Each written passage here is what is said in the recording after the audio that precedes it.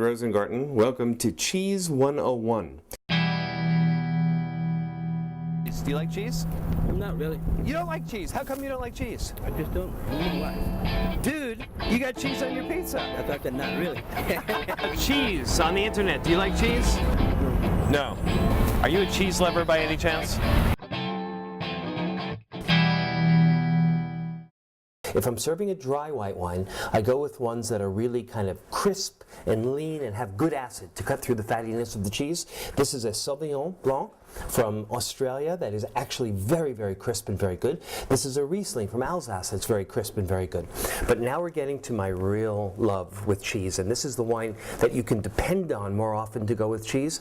It's white wine that has a little bit of sweetness to it. Yes, it's true. Just prepare your guess. We're going to have a wine that's a little sweet, but I'm telling you, it goes with almost everything.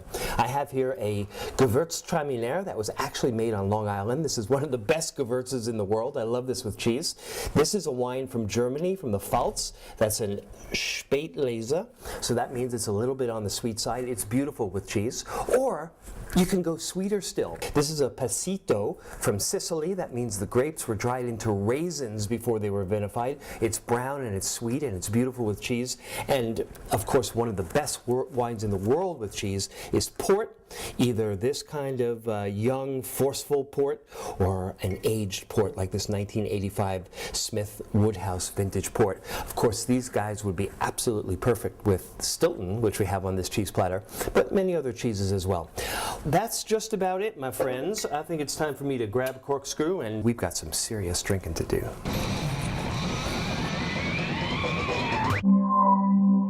Gorgeous. And if Philippe doesn't like this dish, we're gonna throw him out. Like egg in the hole. What does that mean exactly? Yeah. That's awesome. Without a doubt, one of the top 50 dishes in New York City. In order to cook good food, you just need to use all of your 5 senses. Sight, touch, hearing, smell, start to get some great taste.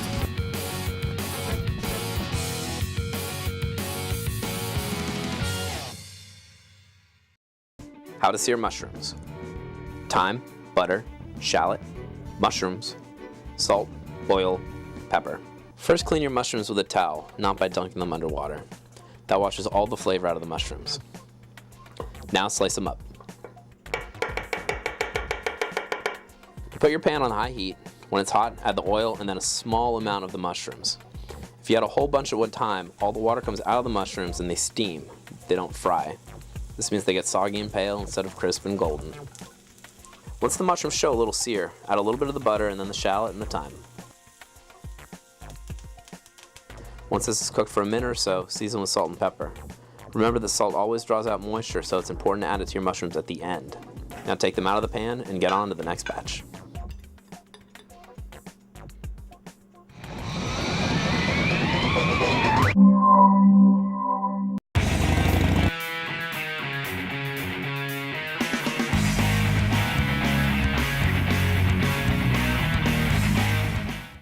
Hey Gross, why do people swirl wine? What I'm doing is swirling the wine. And I'm swirling the wine because I want to encourage all the aroma vapors to come together.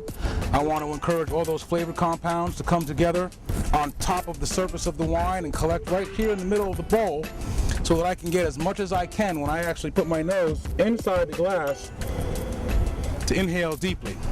Put my nose deep into the glass so that I can actually get enough aroma and enough of those vapors to come through my retronasal cavity and actually taste the wine prior to drinking it. That's why I'm swirling. If you notice, I don't have my pinky out. So you don't have to put your pinky out. And it's not a pretentious thing. You'll notice wine people that really love wine, they'll spend all day swirling their wine. And you get so used to it that you'll swirl your water. It's just something that you do. It's not pretentious. It's not snotty, unless you want it to be, but it's not. So be passionate about wine. Don't be pretentious. I hope you learned something today. How to steam mussels. Mussels, white wine, salt, pepper, butter. First thing, you have to make sure that you've picked out all the dead mussels. If you have one that has a cracked shell or it's open and won't close itself, toss it. Also, don't be afraid to use your nose. If you pick one up and it stinks, lose it. If one feels half the way to the others, it's probably dead. This is also the time when you can pull the beards off the mussels. Some chefs say it's better to leave them on and remove them after they've been cooked. This keeps them more tender. If you're using fresh mussels though, it shouldn't make a noticeable difference. Turn your heat on and add a little butter. Add your live mussels and season. Now add your wine and cover. This should only take 2 to 3 minutes. Once a mussel opens up, pull it out of the pan to keep it from getting rubbery. Once they've all opened up, you can melt more butter into the steaming liquid, pour it all over the mussels, and enjoy.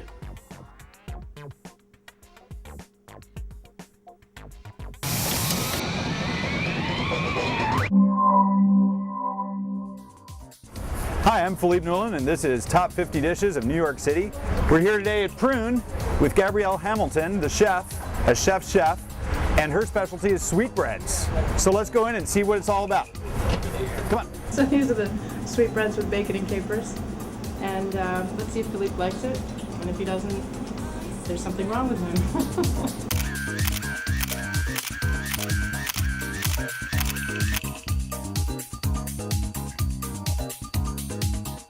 Oh my gosh, this looks like it's gonna fit my Atkins diet, no problem.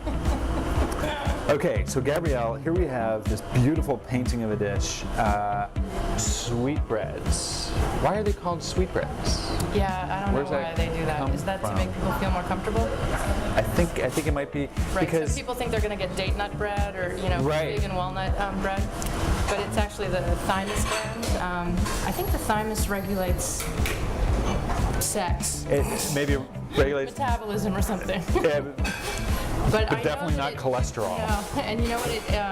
It actually disappears in a mature animal. So there are only veal sweetbreads or lamb Right. sweetbreads. There are not sheep or pig or cow. But it has to be a young animal. That's right.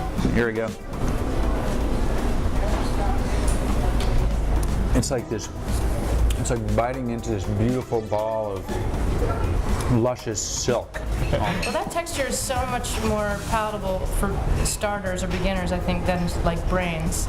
Because you know how that's silky but custardy, which can really freak people out. But this is meaty. I mean, I think we could serve it to children and call it chicken nuggets, and they would believe it. This is like high-end chicken nuggets for cholesterol-loving adults. Thank you so much. Thank you for wonderful, wonderful, wonderful. And now I'm just going to keep eating it. That's okay.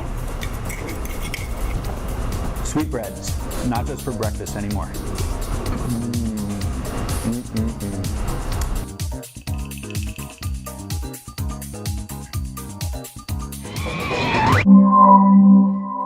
Beat off your winter blues with one of my favorite cocktails ever. Today, we're having sex on the beach.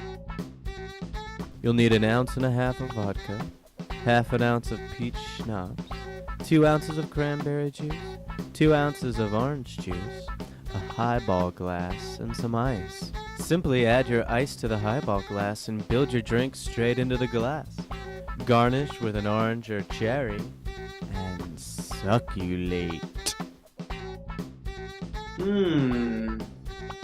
Sweet and sultry.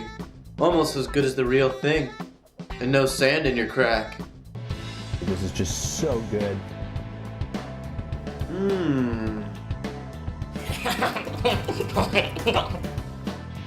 I'm not gonna lie to you. That tastes really good. How to braise. Carrots, celery, onion, peppercorns, oil, salt, short ribs, red wine, thyme and bay leaf, veal stock. The first step in braising is actually searing it. Turn your heat on high, then season all sides of your meat. Browning the meat is where you get all of your flavor. The more brown, the more flavor.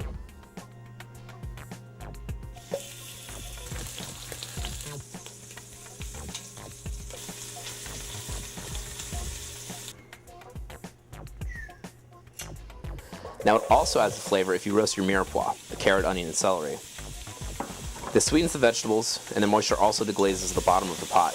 That brown meat left a lot of flavor in the bottom of that pot, and you want to make sure you don't leave it there.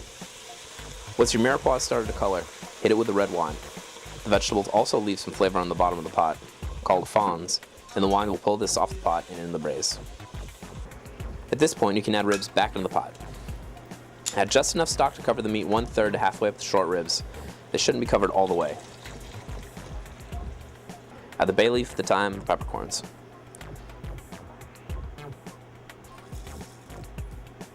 Once the braise starts to come up, start skimming all the weird looking stuff off the top. Once it's at a nice simmer, cover and throw it in a 325-degree oven. After 3 to 5 hours, there's a wide window of possibilities here, they should be done. The meat should be totally fork tender, easily falling apart. Make sure not to overcook though.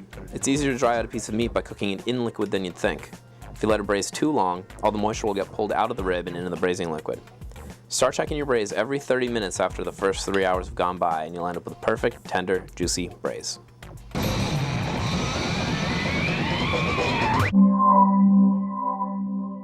This is Vernon.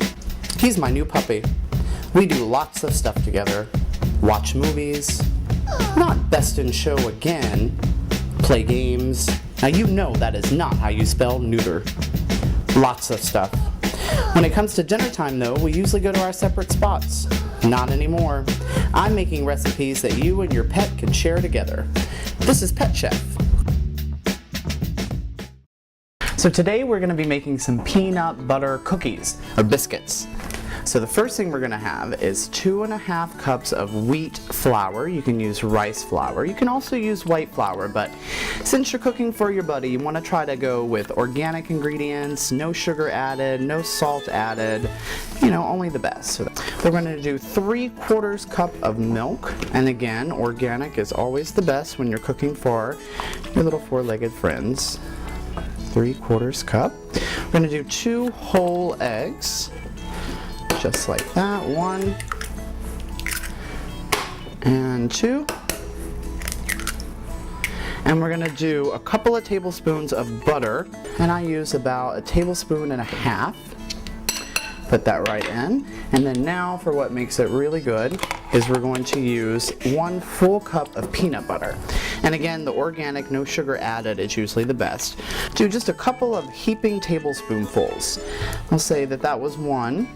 Do 1 more, and then now the fun part, we're going to take the spoon out, kind of put our hands right in there, get right in that, and just mush it up together.